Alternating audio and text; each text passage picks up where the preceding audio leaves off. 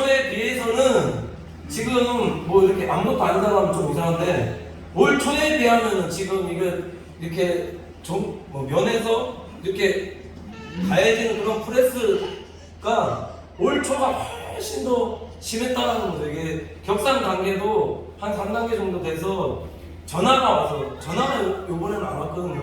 전화가 와서 교회 안에서 성전 안에서 예배드리면 안 된다라고까지 말했다는 거예요. 우리가 우리의 중심을 잘 지켜야 될 이유가 그래서 올 초에 그랬죠. 그래서 전화도 오고 예배드리면 안 된다, 본동에서 예배드리면 안 된다 그렇게 얘기하시니까 그래도 마음속에 결단 드린 게 뭐냐면 전원들하고 근데 협의한 거죠. 그래도 그러면 우리 안 좋다. 우리 야외에서 그러면 야외에다 의자 펴고 의자 많잖습니다. 식장에서 다 끌고 와서 자 사회적 거리두기 하고 뒤에다 봉고차 대서 문 열고 우리 연락하신 어르신들은 본고에서 예배드리고 우리 좀 젊으신 분들은 의자에서 다 예배드리겠습니다. 추운데도 불구하고 올 초에 그랬잖아요. 그렇게 결단했잖아요. 근데 그렇게 결단하고 예배드리라고 하니까 면에서 띠리리 전화가 오더만은 이 상황에 대해서 말씀을 드리니까 아이고 그러면 안 된다고 그러면은 인원 들어오니까 그냥 인원수 치워서 본당에서 예배드리시라고 전화가 그래서 제가 할렐루야 했습니다. 할렐루야. 그래서 제가 이 상황을 겪고 나서 깨달은 게 하나 있는데 그게 뭐냐면 하나님께서 우리의 중심을 보신다라는 사실입니다. 우리 중심이 어떠한 상황과 환경 가운데서도 정말 하나님을 예배드리라는 그 중심을 세우면 그 바라고 믿고 소원하는 대로 되어주게 하는 것이 그게 믿음이다라는 거죠. 그러니까 뭐 이렇게 프레스가 올 때 그럼 안 된다, 안 되겠다 하면 안 되겠다 하면 안 되는 거고 그럼에도 불구하고 이기고 해보겠습니다, 예배드리겠습니다 그런 마음 가지고 그렇게 되어진다는 거죠. 이게 우리 교회만 겪은 것이 아니라 요일 있은 지 며칠 뒤에 저 세계로 교회 그 선영보 목사님 교회 그럼에도 불구하고 예배드리겠다라고 하고 선언하고 조금 너무 이렇게 드러나게 메스껍 쪽에 드러나게 해서 표적이 된 것이 문제이긴 하지만 그럼에도 불구하고 예배드리겠다고 해서 예배 드렸는데 그 표적이 됐죠. 그 뒤에 어떻게 됐느냐, 그래서 행정명령이 와서 교회가 폐쇄되게끔 그렇게 되어졌습니다. 그래서 안타까워서 아이고 큰일 났구나, 몇 달 이제 교회에서 본당에서 예배 못 드리겠구나 그렇게 생각하고 있었는데 어떻게 되었느냐, 그 다음날 보니까는 유튜브에 야외에서 예배를 드리고 있는 겁니다. 이거 뭐지? 야외에서 예배 드리고 있는데 예배 드리고 나서 하루가 이틀 뒤인가요? 그 다음 또 보니까는 또 본당에 들어와서 행정명령이 해제가되고 본당에서 예배 드리고 있더라는 거예요. 중심이구나, 중심. 그리고 현재 지금 요 일을 통해서 지금 주변의 지역에 어떻게 소문이 나 있느냐, 그럼에도 불구하고 예배드리는 교회다라는 것을 인정을 받아서 지금 코로나 시대 가운데서도 지금 사람들이 더 몰리는, 더 많이 모이게 되는 부흥하는 교회가 지금 되어지고 있다는 소식을 듣고 있지 않습니까? 듣고 있지 않느냐라는 거죠. 지금 더 많이 모이고 있다는 거죠. 제가 이 말씀을 왜 드리냐면은 말씀드렸듯이 하나님은 우리의 중심을 보십니다. 그래서 오늘 읽은 성경 말씀 보면은 무릇 지킬 만한 것보다 더욱 네 마음을 지키라, 생명의 근원이 이에서 남이니라고 말씀하고 있는데 우리의 마음을 하나님께서 잘 지키라는 겁니다. 이런 코로나 상황에서 뭔가 예배적인 프레스 못 드리게 하는 프레스가 있어도 그런 얘기 듣고 마음이 흔들리지 말라는 거죠. 지금 코로나 시작된 지가 지금 작년 2019년 2월 말에 시작돼서 코로나 시작되고 난 이후에 얼마나 많은 성도들이 코로나를 핑계로 교회에 나오지 않고 출석하고 있지 않은 성도들이 얼마나 많이 지금 되느냐라는 겁니다. 물론 코로나에 조심해야 되는 이유 때문도 있겠지만 이것을 이유로 지금 출석하고 있지 않는 성도들이 훨씬 많다는 겁니다. 그게 하나님 앞에서 중요하다는 거죠. 예배 드리고 싶은 마음이 있는데 마음을 가지고 있습니다. 집에서 비대면 예배로도 얼마나 드릴 수 있는 그런 것들이 있지만 드려보셔서 알겠지만 비대면 예배가 되느냐라는 거죠. 그리고 중요한 것은 비대면 예배 드리면 그 하나님께서 기뻐하신 예배 아닙니다. 성경에 어디 비대면 예배 드리라는 그 얘기가 어디 있냐라는 거죠. 없습니다. 우리의 신앙 잃고 믿음 잃고 다 잃어버린다는 거예요. 그거 나중에 잃어버리고 찾으려고 하면은 그 회복되기까지 얼마나 많은 시간이 걸리는데, 그러니까 마음이 흔들리지 말고 마음을 지키라는 것은 어떤 마음을 지키냐라는 거죠. 4장 1절부터 쫙 읽어보시면 우리의 마음을 지키는데 하나님의 말씀을 듣고 말씀대로 행할 수 있는 마음으로 지켜라라고 얘기하고 있다는 거예요.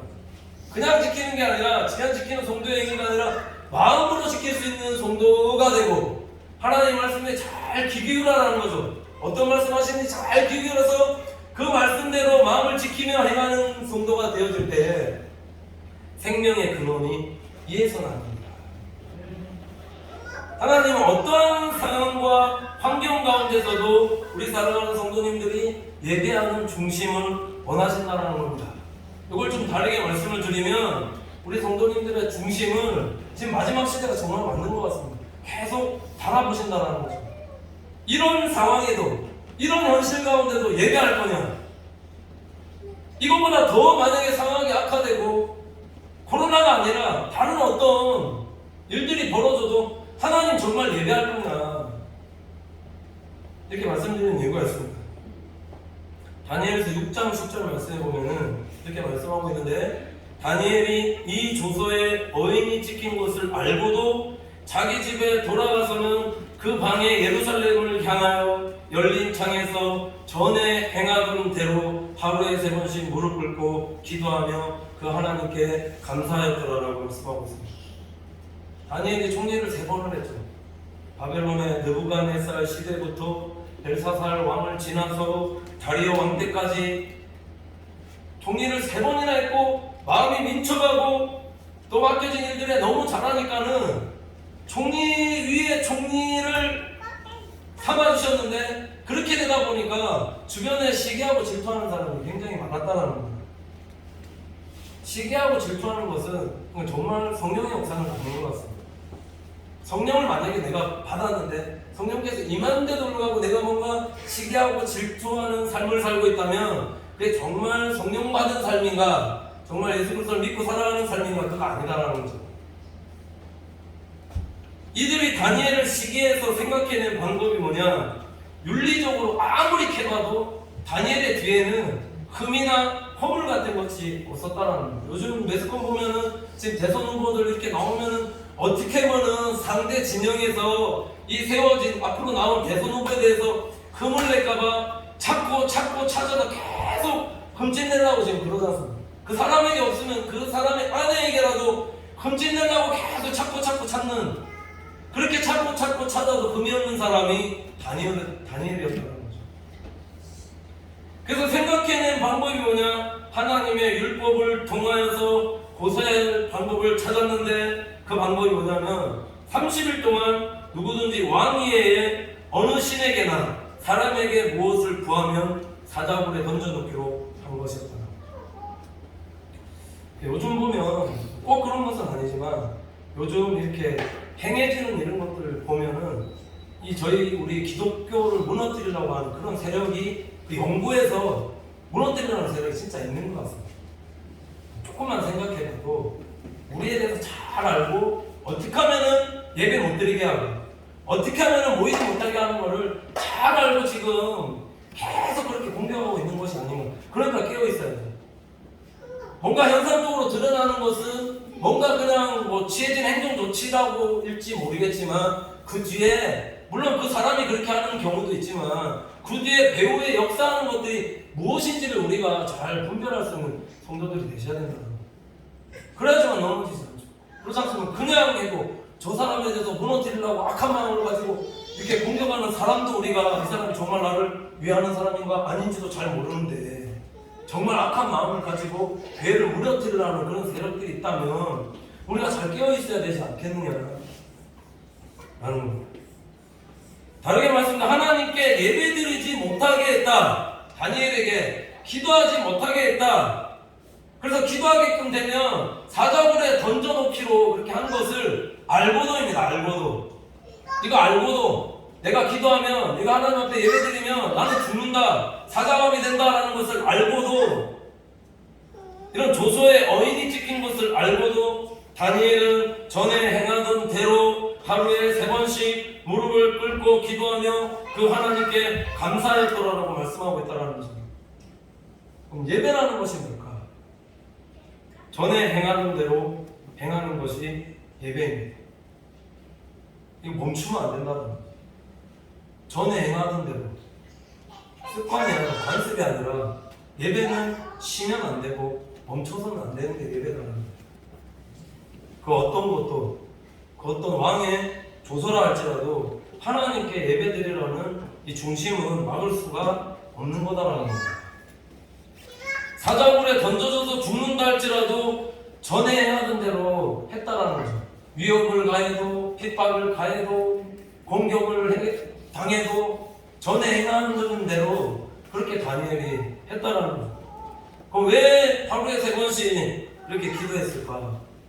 지금 나를 종례 자리에 3번이나 있게 해주신 그 하나님의 은혜에 대해서 감사한 마음을 가졌을 것이고, 나를 죄와 사망 가운데 건져주신 십자가에 보혈된 피로 제사함 받게 해주시고 하나님의 자녀 삼아주신 그 은혜만으로도 감사했기 때문에 하나님 앞에 그렇게 하루에 3번씩 와서 하나님 앞에 감사하는 그런 다니엘이었지 않았겠느냐. 예배는 나를 하나님의 자녀 삼아주신 은혜에 대한 감사의 마음을 표현하는 것이, 그것이 성도의 신앙 고백이고 자세가 되어져야 된다는 겁니다. 그러니까 죽더라도 예배 드려야 된다. 언제 어디서 뭐 비대면 예배가 이게 출연해서 교회사에 아예 없었던 일들이 지금 계속 일어나고 있고, 자꾸 그런 것에 현혹되어서 자꾸 우리를 무너뜨리려 하고 있는 게 아니냐라는 겁니다. 없는 건데 뭔가 만들어서 들어왔다라는 것은 하나님이 만든 것이 아니면 마귀가 만든 것이죠. 우리가 분별할 수 있어야 된다. 코로나 때문에 이것도 못하고 저것도 못하고 아무것도 못하고 예배드리지 못하는 물기력한 우리 성도들이 되어서는 안 된다라는 거예요. 그래서 우리가 말씀을 통해서, 약속의 말씀을 통해서 우리가 믿어야 될 것이 뭐냐, 3가지로 정리해서 말씀을 드리는데, 계속 지금 드리고 있는 말씀입니다. 우리가 무엇을 믿어야 되냐면, 그 첫 번째는 뭐냐면 출애굽 시대의 10가지 재앙을 통해서 마지막 재앙 장자의 죽음을 통해서 진 문설주 가운데 예수 그리스도의 그 어린 양의 피를 받은 집은 하나님께서 그 죽음의 천사를 보내실 때 문설주에 피 바른 그 피를 보고 다 넘어가고 지나가게끔 그렇게 하나님께서 일하셨다라는 겁니다. 이것의 영적인 의미가 뭐냐면, 예수 그리스도를 믿으면 보혈의 피공으로 제사함 받고 하나님의 자녀 삼아주시는 것 뿐만 아니라, 이거 말고도 예수 믿는 이유가 더 있다는 거죠. 예수를 믿게 되면 그 보혈의 피로 말미암아서 우리에게 오는 재앙과 전염병과 이 모든 것으로부터, 코로나로부터 유혈시켜 주시고 넘어가게 해주신다는 그런 의미가 있다는 거죠. 이런 유혈의 의미를 확신할 수 있는, 이 신앙 고백할 수 있는 우리 믿음의 성도들이 되셔야 된다는 겁니다. 말씀 붙잡고, 이게 출애굽 때만 일어났던 유월의 사건이 아니라 오늘날에도 내가 예수 믿으면, 보혈의 피를 의지하면, 그 공로를 의지하면 나에게 오는 어떤 재앙이나 전염병이나 다른 어떤 것이라 할지라도 이게 다 지나가고 넘어가게 된다는 사실을, 그거 붙잡는 거죠. 하나님 살아계시고. 두 번째로 무엇을 믿어야 되냐 말씀하고 있냐면, 이게 첫 번째가 안 믿어지면은 예수 믿는 사람들도 이거 뭐 코로나 걸리는데 이렇게 얘기할 수 있죠. 그러면 어떻게 하셔야 되느냐, 이거 그냥 감기라고 생각하시라는 거죠. 코로나에 걸린다 할지라도 하나님께서 낫게 하여 주신다, 치유하여 주신다라는 사실을 확신할 수 있는 믿음의 성도들이 되시라는 겁니다. 이사야서 53장 4절에서 5절 말씀이 이렇게 말씀하고 있는데, 그는 실로 우리의 질고를 지고 우리의 슬픔을 당하셨거늘 우리는 생각하기를 그는 징벌을 받아서 하나님에게 맞으며 고난을 당한다 하였노라. 그가 찔림은 우리의 허물을 인하며 그가 상함은 우리의 죄악을 인함이라. 그가 징계를 받음으로 우리가 평화를 누리고 그가 채찍에 맞음으로 우리가 나음을 입었도다. 이렇게 말씀하고 있는데, 오늘 지금 말씀에서 보면 예수 그리스도께서 십자가 위에서 우리의 모든 질고를 담당하셨다 말씀하고 있습니다. 여기서 지금 질고를 담당하셨다는 것을 찾아보면은 두 가지 의미로 말씀하고 있는데, 하나는 뭐냐면 병에 걸려서 겪는 괴로움을 예수께서 담당하셨다는 것이고, 하나 또 보면은 병에 걸려서 고통당하고 있는 그것까지도 예수님께서 다 십자가 위에서 담당하셨다는 겁니다. 병에 걸리는 괴로움과 병에 걸리는 슬픔 당하는 이런 육적인 질고, 영적인 질고를 예수 그리스도께서 다 담당하셨기 때문에, 그래서 우리가 평화를 누리고 그렇기 때문에 우리가 나음을 입은 것이다라고 지금 말씀하고 있다는 거죠. 그러니까 이 사실을 믿고 확신할 때에, 설사 우리 사랑하는 성도님께서 지금 코로나 되게 확산되고 지금 이렇게 장고나 있는 가운데도 걸린다 할지라도 이 말씀 붙잡고 기도할 때에, 중보 기도할 때에 속히 회복되고 강건케 되어지는 믿음의 은혜가 있으리라고 믿습니다.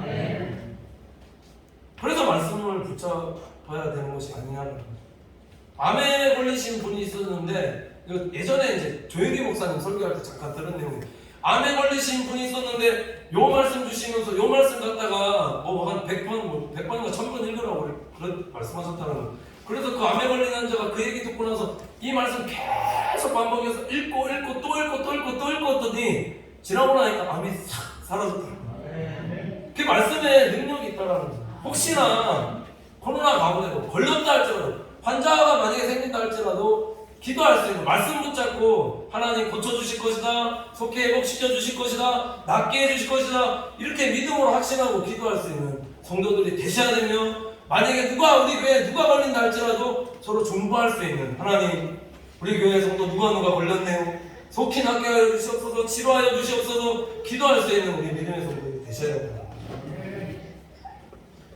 왜 말씀 드리냐면은, 실제로 코로나에 걸린 환자 중에서 보면은 무증상 환자가 많다고 합니다. 무증상 환자라는 것은 걸려서 양성 반응이 나타나는데 증상은 없는, 그러니까 막 걸리면 막 기침하고 고열나고 그래야 되는데 그런 반응이 없는 무증상 환자들이 많다는 것이고, 제가 지금 아는 축구 선수 중에 유명한 호날두 혹시 아십니까? 우리나라 초청 받아서 왔는데 한 번도 뛰지 않고 해갖고 우리나라 사람들이 날강도라고 지금 부르는 호날두 유명한 축구 선수 있는데 코로나 양성 반응이었거든요.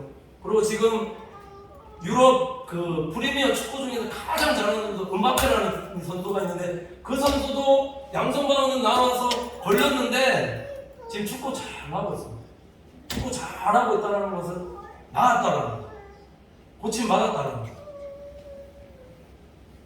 걸렸던 환자 중에서 뭐라고 얘기하냐면, 이거 그냥 고열은 있으나 감기 같았다라고 말하는 사람도 많고요.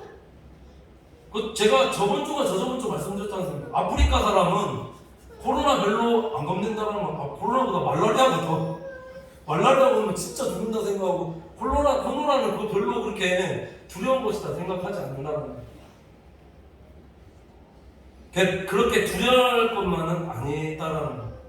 처음에 이게 발발했을 때 우리 다 걸리면 다 죽는다라고 생각하지 않았느냐는 거예요. 지금 걸려서 죽는 사람들 퍼센테이지 찾아보면은 진짜 코로나에 걸려서 죽는 사람은 진짜 극소수에 불과하고, 거의 보면 죽으신 분들 보면 합병증 때문에 죽으시는 분들이 많다라는 거예요.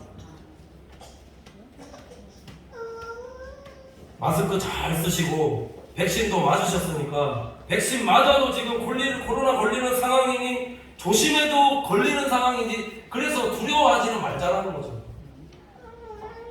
병에 걸려도 하나님께서 낫게 해주신다, 하나님께서 고쳐주신다라는 약속의 말씀을 믿는 성도들이 되자는 겁니다. 그래서 이길 수 있죠. 계속 코로나 지금 이거 1년 넘게 가고 있는데 계속 이것 때문에 두려워서 아무것도 못하는 그런 우리 성도가, 그런 교회가 될 것인가? 그게 하나님께 정말 기뻐하시겠는데 그거 아닐 거잖아요.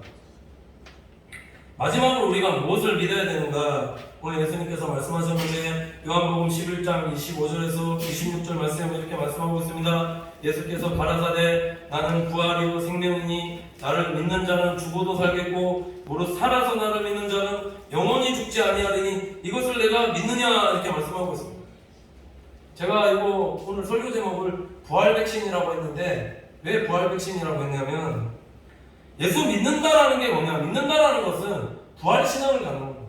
부활신앙이라는 게 뭐냐? 부활신앙이라는 것은 설사 내가 잘못되어서 코로나 걸려서 내가 죽는다 할지라도 내가 어떤 질병 때문에 설사 죽는다 할지라도 예수 믿으면 예수님께서 죽은 나사로를 살리셨듯이 나를 다시 살리실 것을 믿는 믿음의 성도들이 되셔야 된다는 사실입니다. 그게 진짜 믿음이 아니냐는 거예요. 부활하신 예수님을 믿는 성도들이 되는 것이 왜 중요하냐면 부활하신 예수님을 믿을 때 성령님께서 우리에게 임재하여 주시는 것이며 성령님께서 임재하실 때 우리 안에 일어나는 것이 뭐냐? 지금 매번 말씀드리고 있는 것이 있지만 차별이 없어지고 구별이 사라지고 우리 안에 율법적인 틀이 사라져서 정죄하고 판단하게 되는 이런 악행을 하지 않는 교회와 성도들이 되어진다는 것이고 지금 코로나 시대에 발발하고 있는 지금 문제가 무엇이냐면 무서운 것이 뭐냐면 코로나에 한번 걸린 환자는 인간 취급을 당하지 못하고 있다. 그거 아십니까? 코로나 걸린 환자가 있으면 인간 취급하지 않는데 죄인 취급하고 상종도 하지 않는다라는 거. 왜 그럴까요? 걸릴까봐. 그러니까 이거를 우리 입장에서는 조심한다라는 표현일 수 있지만 그 걸린 당한 사람은 이거는 사람을 두 번 죽이는 것 같다라는 거죠. 14일 어디 외국 갔다 와서 격리만 당하고 아무것도 14일 동안 안 해도 지금 우울증 걸려서 진짜 죽을 판인데 이게 걸렸는데 걸린 것도 지금 너무나 힘들고 진짜 죽고 싶은 마음이 들 건데 사람들로 인해서 외면당하고 소외되고 이렇게 죄인 취급당하면 그냥 사람을 두 번 죽이는 거예요. 그러니까 더 예수 믿는 사람들의 역할이 더 중요하고 커졌다라는 거예요. 그 다음 중요한 게 뭐냐? 부활하신 예수님이 증거되고 성령님께서 우리에게 임재하실 때에 우리가 할 수 없는 일, 우리 능력으로 행할 수 없는 일들을 하나님께서 우리를 통해서 행하시고 일하신다는 거예요. 이게 참 중요한 거다라는 거예요. 코로나 시대에 우리의 기업을 잘되게 하시는 것도 우리 교회를 세우시는 것도 복음 전도와 선교를 위해서 힘쓰게 하는 교회가 되게 하시는 것도 그럼에도 불구하고 성도들이 교회에 오게 하시는 것도 성령님께서 일하여 주시지 않으면 우리는 아무것도 할 수 없는 지금 시대 속에서 살아가고 있는 게 아니냐라는 거예요. 그 전까지는 우리 힘으로 행할 수 있어요. 사람도 우리 마음대로 초청해서 오게 하면 얼마든지 행할 수 있는 시대 속에서 살아갔지만 지금은 그게 잘 되냐라는 거예요. 코로나 때문에 못 가겠다. 돌리는 거 아니야? 주변에 확진자가 혹시나 양성반응 환자 있으면 난리가 나서 그곳에 절대 가지 아니하는 이런 상황 속에 그러니까 우리 이런 상황 속에서 우리가 어떠한 신앙생활을 하며 어떠한 삶을 하나님 앞에서 살아가야 하겠느냐는 그러니까 우리에겐 더 기회죠. 우리의 힘으로 하는 게 아니라 진짜 기도하고 성령께서 일하여서 역사해 주실 거예요. 이 말씀 왜 드리냐면 제가 금년이 됐다고 말씀을 드렸지만 꼭 필요한 일들은 하시더라고요. 밥 먹는 일. 사람 많은 곳에서도 맛있다라고 하면 비싸단다 할지라도 마스크 쓰고 3, 4번 몰려서 다 그렇게 밥 식사하시더라는 거죠. 미용실도 마찬가지입니다. 미용실 가보니까 좀 잘한다는 미용실은 비싸도 사람들 많이 몰려있더라는 거죠. 그럼 우리 교회가 어떤 교회가 되어져야 되겠느냐? 코로나 시대 가운데서도 그럼에도 불구하고 사람들이 많이 모일 수 있는 그러니까 이게 많이 모일 수 있는 이라는 전제가 우리의 힘이 아니라 성령님께서 일하여 주셔서 진짜 고별과 차별이 없고 율법적인 틀이 없고 사람과 은혜가 넘치는 그냥 사람을 봐도 그냥 오고 싶어하는 그런 교회가 되어지면 코로나 뚫고라도 우리 교회 와서 예배드리고 싶은 그런 성도들이 되지 않겠느냐는 겁니다. 그래서 우리 선택은 하나밖에 없다고 믿습니다. 코로나 시대이지만 더 하나님 중심으로 예배하는 성도들이 되시고, 혹시나 모든 질병과 전염병에 걸렸다 할지라도 모든 질병으로부터 이러한 하나님께서 깨끗해 하실 거라는 예수님의 치유의 능력을 의지하고, 우리가 죽어도 다시 살 것이라는 부활의 소망을 확실히 믿고 살아가는 성도가 되어질 때에 하나님께서 그러한 성도의 믿음을 보시고, 그런 코로나 시대 가운데서도 더 잘되고 형통하고 행복한 신앙생활을 하면서 두려워하지 않고 하나님 은혜 가운데서 살아갈 수 있는 우리 믿음의 성도들이 되시리라고 믿습니다. 네, 기도하겠습니다. 하나님 감사합니다. 사랑하는 성도들, 코로나가 더 심해지는 상황 속에서 예수님의 보혈로 덮어주셔서 모든 재앙과 전염병이 지나가게 되는 은혜 있게 하여 주시옵시고, 코로나 상황 가운데서도 사랑하는 성도들의 기업과 하시는 모든 일들 형통하게 잘 되어지게 하시며 늘 영육간에 강건한 우리 성도들의 삶이 될 수 있게 인도하여 주시옵소서. 어떤 상황 속에서도, 설사 죽는 상황 속에서도 하나님의 약속을 믿고 하나님 말씀하시면 말씀대로 행하면 다시 살게 하시고 회복의 은혜, 구원의 은혜를 베푸신다 믿사오니, 우리 신앙생활에 늘 하나님 부어주시는 이 구원의 은혜와 부활의 소망으로 기뻐하며 살아가는 우리 믿음의 성도들 다 되어지게 인도하여 주시옵소서. 감사드리며 예수님의 이름으로 기도드립니다. 아멘.